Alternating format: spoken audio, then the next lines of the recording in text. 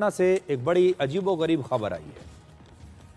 आपने social media पर, अपने व्हाट्सएप पर ज्वेलरी की दुकानों में लूटपाट के बहुत सारे वीडियोस देखे होंगे, जिनमें अपराधी अपने चेहरे पर या तो मास्क लगाकर आते हैं या चेहरा ढककर आते हैं, लूटपाट करते हैं। और कई बार ऐसा भी होता है कि बुर्का पहनकर भी कई गैंग ऐसे हैं जो दुकानों में आते हैं, पहले गहने देखने का नाटक करते हैं और फिर वहाँ से गहने चुरा लेते हैं और आपको पता ही नहीं चलता, क्योंकि उन्होंने अपना चेहरा ढका हुआ है और या फिर बुर्का पहना हुआ है। ये सारी तस्वीरें आज हम आपको दिखा रहे हैं। सोशल मीडिया पर अक्सर ऐसे वीडियोस की चर्चा होती रहती है। इससे जो ज्वेलर्स हैं उनका बड़ा नुकसान होता है। अब all India jewellers and gold federation की बिहार यूनिट ने एक फैसला लिया है। उसके मुताबिक बिहार में जो ज्वेलरी की जितनी भी दुकानें हैं, सोने चांदी गहनों की जो दुकानें हैं, उसमें मास्क, हेलमेट, बुर्का और नकाब पहनकर कोई भी दाखिल नहीं हो पाएगा। यानी चेहरा ढककर आने वालों को ज्वेलरी शॉप्स में एंट्री नहीं मिलेगी। पहले आप अपना चेहरा दिखाइए, उसके बाद ही आप दुकान में आ सकते हैं। यह फैसला सुरक्षा कारणों से लिया गया है और पुरुषों और महिलाओं दोनों पर ही लागू होगा बराबरी से। चाहे आपका धर्म कोई भी है, जाति कोई भी है, यह फैसला सब पर लागू होगा। यानी एक प्रकार से ये एक धर्मनिरपेक्ष फैसला है। बिहार की सभी ज्वेलरी शॉप्स में कल यानी 8 जनवरी से यह फैसला लागू हो चुका है। लेकिन अब यह एक राजनीतिक मुद्दा बन गया है, क्योंकि इसमें बुर्का और नकाब शामिल हैं। इसलिए यह राजनीति भी इस पर हो रही है और लोगों ने इसे धर्म के साथ जोड़ दिया है। हम लोगों ने jewellers association, all India jewellers and gold Smith federation ने, बिहार चैप्टर ने एक डिसीजन लिया है अपने सुरक्षा के तहत कि भाई जो भी हमारे कस्टमर फुल हेलमेट पहन के आते हैं या मफलर से पूरा बांध के आते हैं, महिलाएं कोई हिजाब लगा के आती है, तो हम उनसे रिक्वेस्ट करके उनका रिक्वेस्ट करेंगे कि अपना चेहरा आइडेंटिफाई कराए, फिर उसके बाद हमारी दुकान में आए। कोई बैंड वैंड का कोई हम लोगों ने नहीं कॉल किया, ना बैंड हुआ।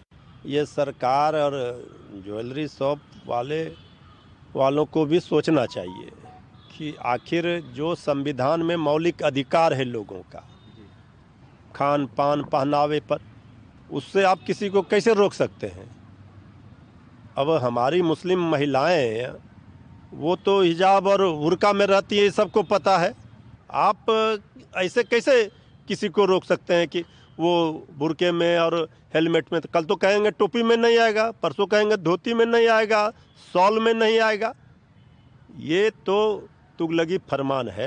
ये दुकानदार अपनी सेफ्टी के लिए यदि यह निर्णय लिया है, जब किसी भी ज्वेलरी दुकान हो या और अन्य दुकान में हेलमेट लगा कोई नहीं आवे या हिजाब लगा कर नहीं आवे, तो ये तो अच्छी बात है ना भाई, ताकि उसको जो व्यक्ति भी कोई जाए तो उसको चेहरा को दुकानदार देख पाए।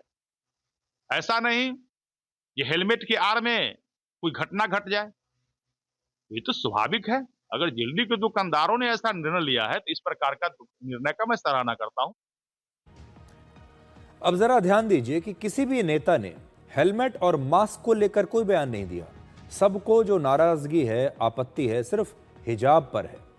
बिहार के व्यापारियों ने लूटपाट को रोकने के लिए एक अच्छी पहल की है। उन्होंने अपनी दुकान के बाहर बोर्ड भी लगा दिए हैं और ये एक बड़ा और साहसिक कदम माना जाएगा, क्योंकि मास्क, हेलमेट, बुर्का और नकाब को सोने चांदी की दुकानों में लूटपाट के लिए एक हथियार की तरह इस्तेमाल किया जा रहा था।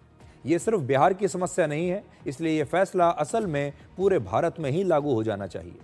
लेकिन सवाल यह है कि ऐसे नियमों को कुछ लोग धर्म और मजहब से जोड़ ही देते हैं।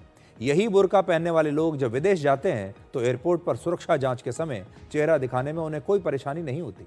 अगर यही लोग इस दुनिया में जो ह्यूमन राइट्स का चैंपियन माना जाता है, जो देश और जिसको कहते हैं कि सबसे पुराना लोकतंत्र है, अमेरिका में जब यही जाएंगे तो एयरपोर्ट पर पूरी तलाशी होने में किसी को कोई आपत्ति नहीं।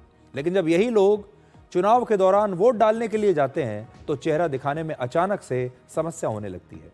बिहार विधानसभा चुनाव में भी बुर्का को एक नया मुद्दा बना लिया गया और कई पार्टियों की ये मांग थी कि बुर्का हटाकर महिला वोटरों की पहचान नहीं की जानी चाहिए। आपको याद होगा चुनाव के दौरान ये एक बड़ा मुद्दा बना था बिहार में।